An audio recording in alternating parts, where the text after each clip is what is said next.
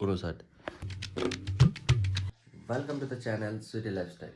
তো আজকের ব্লগিংয়ের স্টার্টিংয়ে আমি করছি একটা জিনিস দেখা হচ্ছিল, তার জন্য আমি করলি। এখন মেন কথা হচ্ছে যে আমি একটা ভিডিও পোস্ট করেছিলি তোমার মানে ইনস্টাগ্রাম ফেসবুক দুটাই, ঠিক আছে?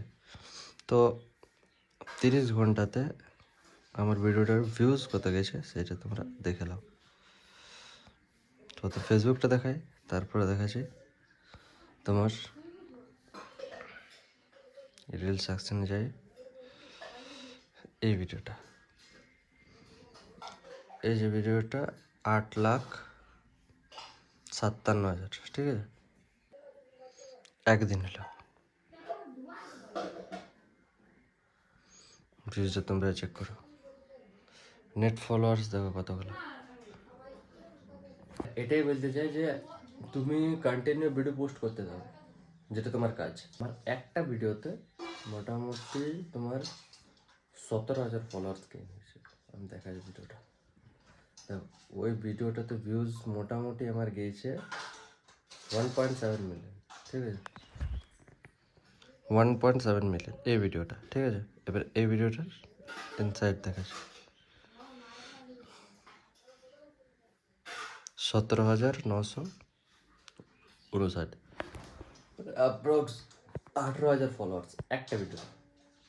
তাহলে এবার গেস করো, যাদের 10 মিলিয়ন ভিউজ যায়, 5 মিলিয়ন, 2 মিলিয়ন, 3 মিলিয়ন ভিউজ যায়, তাদের কতটা মানে ফলোয়ার হয়ে যাবে একটা ভিডিওতে। তো ভিডিও পোস্ট করতে থাকো, মানে আমার এটা বলার মানে হচ্ছে, এটা দেখার মানে হচ্ছে একটাই, যে যারা ভিডিও বানাও তারা কন্টিনিউ পোস্ট করতে থাকো। আমরা যে ব্লগিং করছি, আমাদের ব্লগিংয়ে এখন ভিউজ নাই, একদমই ভিউজ নাই। 23টা, 30টা, 25টা, 35টা, 50টা, ম্যাক্স 50টা, 100টা এরকম হয়। তো এবারে এইটা দিকে আমি যদি নিরাশ হয়ে যাই যে আমার ভিউজ আসছে না, আমাকে লোকে দেখছে না, আমি ভিডিও বন্ধ করে দেবো, তো ওইরকমভাবে হয় না। যত বড় আজকে বড় বড় যত ইনফ্লুয়েন্সার ইউটিউবারগুলো আছে, তারা একদিনই হয়ে যায়নি, সময় লেগেছে 4 বছর, 5 বছর, 7 বছর, 10 বছর টাইম দিয়েছে, তবে যে আজকে হয়তো ভিডিওতে million million views, million million subscriber হয়েছে। তো আমাদেরও তো আর এরকম হবে না, না? এবার দিতে দিতে আমরা ভাবতে থাকি, পোস্ট করার পরে জাস্ট 10 মিনিট, 30 মিনিট পরে আমরা ভিউজটা চেক করি যে আমাদের ভিউজ নাই, 100টা, 50টা এরকম ভিউজ। তো ওইটা নিরাশ হলে হবে না।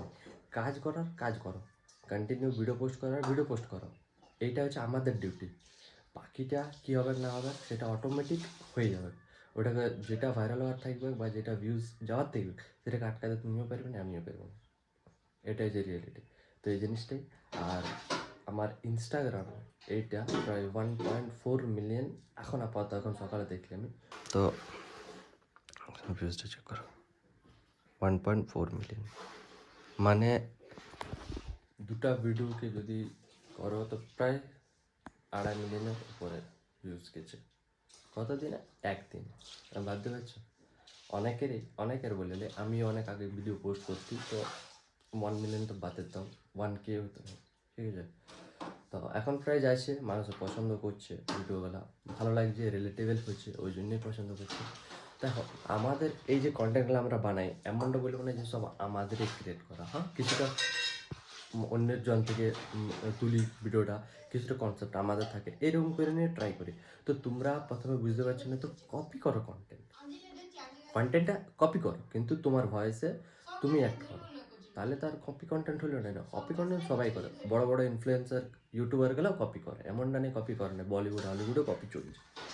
তো সেটা বড় কথা না, আগে তুমি বানাও তোমার এই জিনিসটা, তারপরে তুমি যেটা বানাবে সবাই পছন্দ করবে। এটাই হচ্ছে এটা রিয়েলিটি। বাস এটাই বলা ছিল, তার জন্য আজকের এই ব্লগটা সকালে আমি স্টার্ট করলাম।